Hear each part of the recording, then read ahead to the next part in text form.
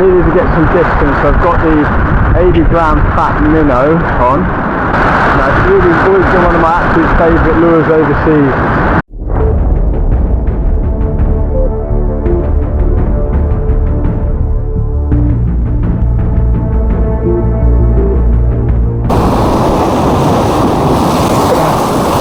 Just put this Fat Minnow on. Put this Fat Minnow on and a huge, good bass came out. Ah, it's a good bass. Yeah, it's really good. Just got to hope it stop at that rock. That's really big. Huge one.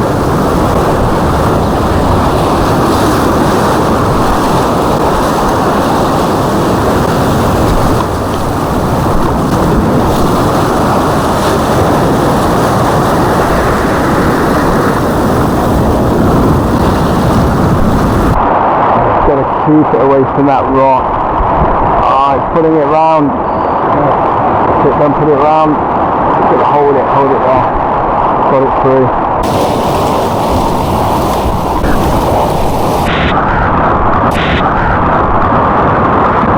That's amazing. That is some bass. I can't believe that. It's a huge bass. Okay, sorry. The emotions there. I just stuck on a Fat Minnow. And I didn't expect what I did. Wanted to get some distance, and I thought I'd try the Fat Minnow. So it's got a brilliant action for so many fish. I just love it. Ugly as anything, but it works. It's a big bass, heavy as anything. Caught on the Fat Minnow.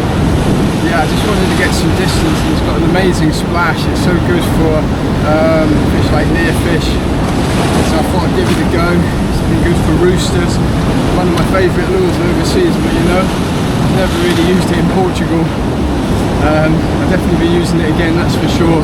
I brought it over for the bluefish, as I heard they were around. It's good with bluefish, but that's an amazing bass.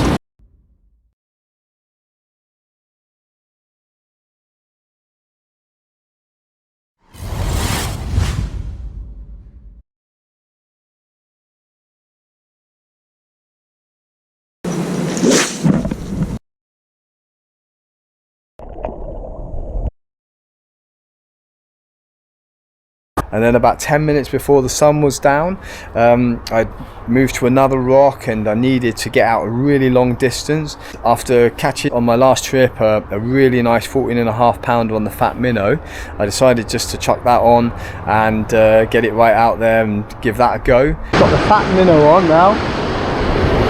This one's about, I think it's a 60. So yeah, so it was a little bit of a surprise when I cast it out really big distance, and on about, I don't know, about the 5th crank of just, you know, bringing it across the surface, I got a really big hit. I knew straight away it was a really big fish. It was heavy, shaking its head. I saw its head come out. Going out like a bullet. It's a good casting lure like the Enticer. I've done really well with it all over the world, and after using it first time in Portugal, I had a really... Oh, I've got another big bass. Bloody heck. Baker! Got a huge one. Big bass. Oh my god. I really hope this one stays on. It's definitely big. And then it made a really hard run to the right, which wasn't a good thing, because there was a load of really dodgy rocks there. Luckily I did react pretty quick. I sort of tried to improve my angle, got down to the left. Oh shit. Oh. I sort of hopped out onto some other rocks to try to get, you know, the line away from the rocks, but I could feel it around the rocks. I could feel the line touching the rocks. I didn't know if it was the leader or the main line.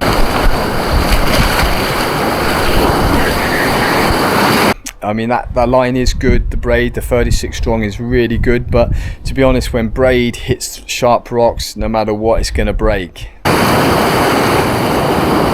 But in those situations, I can really say it was just ideal having that extra length of rod, so I could really maneuver the fish in. But still, I could feel the line touching the rocks, and I wasn't sure if it was the main line or the leader. You know, you really couldn't tell, but I just sort of didn't put too much pressure on. I just sort of worked the fish until I could feel the line again and got it through those rocks. It's around some rocks. Can't put too much pressure on. Shit. And certainly without the long cast rod, I never would have landed that fish. I needed every inch of the rod on this fish to keep it away from the rocks. And that's around some rocks.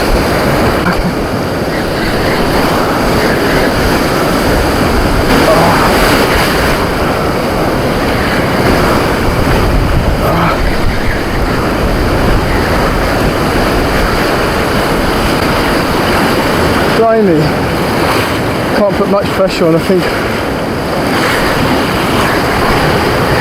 So yeah, once I got it past the rocks, I wanted to land the fish, and I wasn't sure what kind of condition the line was in, and if I put too much pressure on and whether it would break.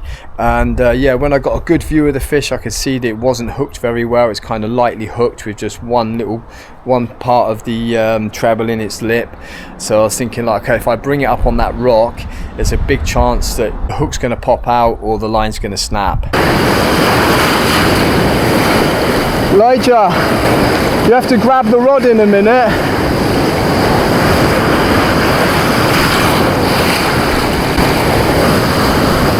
Yeah, so at that moment I said to Elijah, quick, grab the rod. Got him to grab the rod so I could just jump in, get the fish.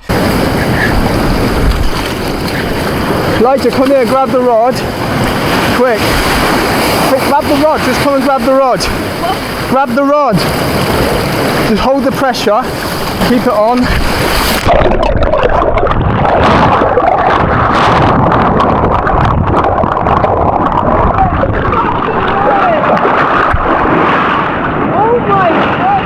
Oh my gosh, that's huge. Fucking hell. Unbelievable, man. I nearly lost it. Yeah. He shot round those rocks. Oh my god. It's a lovely bass there. Big double. Can't believe it. Yeah, we've got about another 10 minutes for 5 minutes before dark. And first cast again with a fat minnow into a lovely bass with me and Elijah.